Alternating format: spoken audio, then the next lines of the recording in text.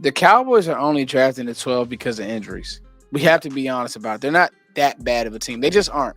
I mean, it's a team that beat Washington. I think there's a real chance that Ashton Jeanty is not there at 12. Yes. You have the Raiders, who need a running back. They have Pete Carroll, who had Marshawn Lynch, went to a Super Bowl behind a good run game, helped Russell Wilson a lot. Ben Johnson, that Lions offense ran off of play action, being good in the run game. Yo, what's going on, everybody? Y'all know the faces, man. It feels like we just got off the road. Not really. It's crazy, Zach, because I'm like, dang, man, I wish we were going to the combine, but double move, Foot's here, and we got a special one for you guys today. We are going to talk about what happens at 12 if Ashton Jeanty isn't there. You know, we were talking pre-show just about how everybody could watch some of these prospects and literally see different things. You know, me and Zach had our thoughts, and I mean, we stayed out there. We would watch the play on the field. We would watch team. We would watch Indy. Then we would take notes, and we would on a car ride home what we thought, and then we would do a show. And you hear this stuff coming out about certain players, and you're like, wait, did I watch the same guy at the Senior Bowl? And it's so anyway, that's what makes the draft so much fun. And you know, Zach's been covering on his channel wall to wall. I've been covering on my channel wall to wall. When we come together, we're gonna try to come together like once a week. Zach, we also have a draft guy coming out. You want to talk about that real quick? Yeah, we do. We're shooting for March 1st, getting everybody a link on March 1st. We're going to have it available on a website. I have about 50 to 60 players inputted right now, and we're going to have more. Hopefully, we'll get to 100 by the time March 1st. So you can go on the link down below in the description of the video and get it there. 50% off with code double move or 50% off with code foots. So if you want a draft guide, you can head down there, click that link, and get yourself one. Be up to date on the draft. I'm excited about it. Very excited, man. Me and Zach are putting in a lot of work for this one. I'll be doing a bunch of input this weekend. I'm just nerding out. And here's the thing, guys. We wanted to make sure that we did it after the Senior Bowl, so we had all the film, and we say, hey, do we have this guy right? Do we have that guy right? We'll be doing more input after the combine. So, Foots, double move. Let's talk about possibilities at 12. So Nick Harris, he's plugged in with the Cowboys. He writes for the Fort Worth Star-Telegram, and he was on 105.3 The Fan. And they asked him a question. They said, okay, betting favorite, who would you think the Cowboys would take at 12? He went on with Ashton Jeanty, you know, for all the reasons that I think that me and Zach are kind of on the same page, how he helps the team, the usage, the whole nine. But if he's not there, he could 100% see a chance that the Cowboys could trade back. Now, we know Jeff Kavanaugh is captain trade back in our community. I'm more stand-in pick, make it make sense. But for the sake of this exercise, Zach, we're going to trade back. But before we do, Zach, how would you feel about a trade back scenario for the Cowboys? If the plan is Ashton Jeanty for the Cowboys, if that's what the front office with the scouts, that's the name that they're set on when you get to 12 and he's not there, instead of them reaching on somebody, you know, trying to fill a hole, maybe taking somebody that you'd like to take at 18 to 20, taking them at 12, it would be nice not having that 4th round pick to be able to move back a little bit, not too far, but pick up maybe a 3rd round, an early 4th, whatever you can, not having a 4th round pick now. I think it would be a good idea if the set of names are gone when you get to 12. Yeah, I completely agree, Zach. I think that if you get that 4th or 3rd round pick back with all the holes that you have. Now, mind you, pre-show, Zach, we went over holes that needed to be filled in free agency. I think we both believe, following the tea leaves, that this team is going to be active in free agency. There's going to be people right now watching this video say, Foots, don't fall for the cheese. Well, guys, I got to tell you, I'm actually taking the breadcrumbs on this. They brought Brian Schottenheimer in. What does that mean? They're not making a drastic Marcus Freeman whole flip of the organization type change at head coach, meaning they are still in win now mode. I believe that. If that's the case, you need to be active in free agency, and I think that they're going to be active in free agency. If you hit some of those needs and you can still get extra swings at the bat, why not do it? So what we're going to do now, Zach, is we're going to pull up the draft simulator, and we want to look at some options trade back wise, and some players that might be there if we do trade back. The Cowboys get to 12 in this simulator. You have guys like Will Campbell, the offensive tackle from LSU, somebody that I think people are really high on, other people maybe not as much. Will Johnson, people have in their top 5, top 8 prospects, not as much me. And then Ashton Jeanty is there at 12. But let's imagine that he's not there. So you still got Tyler Warren, Jalen Walker, somebody that we talked about pre-show. Let's take Ashton Jeanty out of the equation. Let's say he's gone. Do any of these names make you want to stand in there and pick at 12? So looking at it now, the answer would be no. I'm looking at Josh Simmons, hurt guy. You went down, and as much as we teased Zach Wolchuk did a great job of bringing a name to the table, which was Tyler Warren. I just can't see the Cowboys using the 12th overall pick in the NFL draft on a tight end.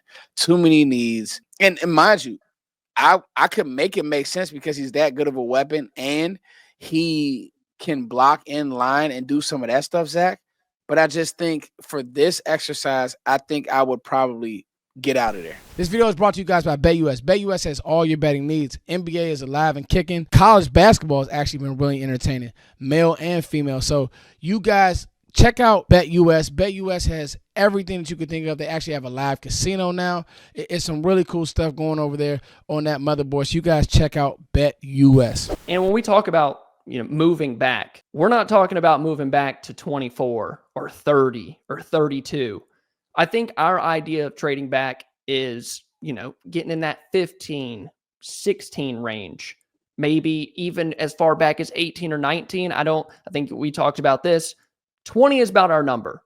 Like that's where you feel most comfortable moving back, because you're still maybe getting a guy that you consider a first rounder if somebody were to happen to fall. And some teams I think that would be interested in trading up would be Arizona, Cincinnati. Denver has been linked to Tyler Warren heavily. Maybe that's a name that they want to come up for. So let's do this real quick. Let's move back to 16. We're going to ask for this is good, Zach. This is good. They're going to give us their third, which it would probably be a 4th next year, but let's say we want their 3rd back. So let's make that trade. And we're here at 16. Some names still on the board. That good one. Tyler Warren is still there. Jalen Walker, somebody that we both really like. Malachi Starks. Yes. Player that's been discussed as a top 15 guy. Josh Simmons, I know he's hurt guy, but you maybe feel a little bit more comfortable taking him at 16. With the if you notice, there's still a lot of names here that you like. I think we're getting into the range of Emeka Egbuka, where I feel comfortable taking him. Matthew Golden, and there's always a chance, I'm not sure Dallas would do it, but move back again. But I think not having that 4th round pick, I would feel really comfortable picking up that 3rd. So just to make sure, Zach, we got their 3rd, so we have now 76 and 78. Yes. So in this scenario, Foots would draft Jalen Walker because remember, we don't have Ashton Jeanty. So he's not on the board. I saw him on the board right there. He's still there. But for this exercise, Ashton Jeanty would not be there.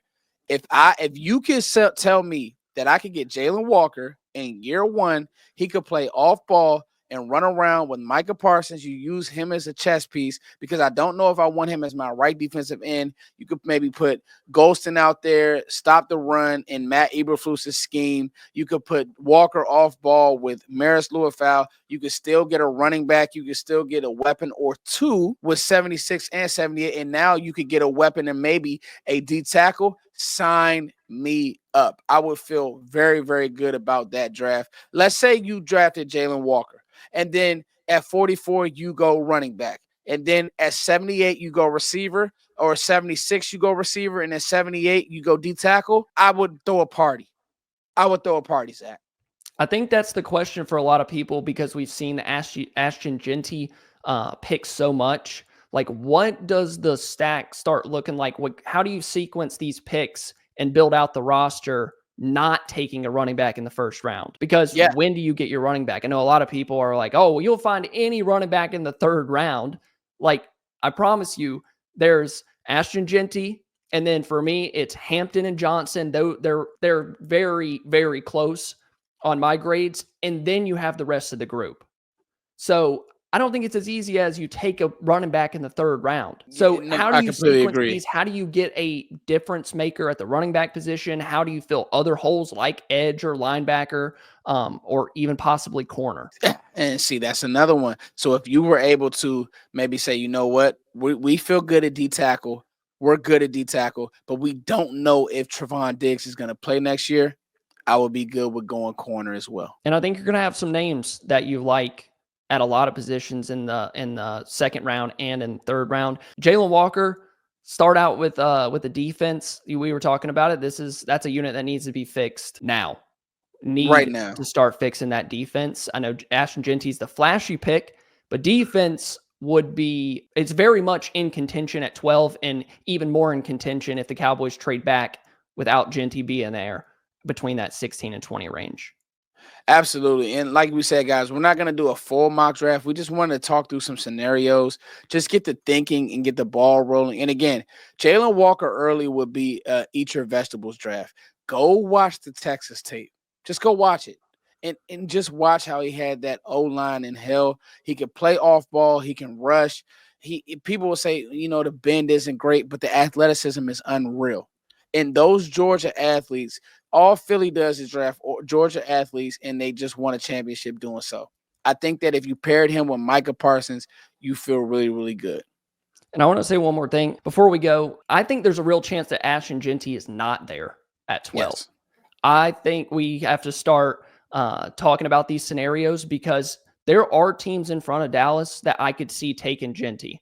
You have the Raiders who need a running back. They have Pete Carroll, who had Marshawn Lynch, went to a Super Bowl behind a good run game, helped Russell Wilson a lot. Ben Johnson, that Lions offense ran off of play action, being good in the run game.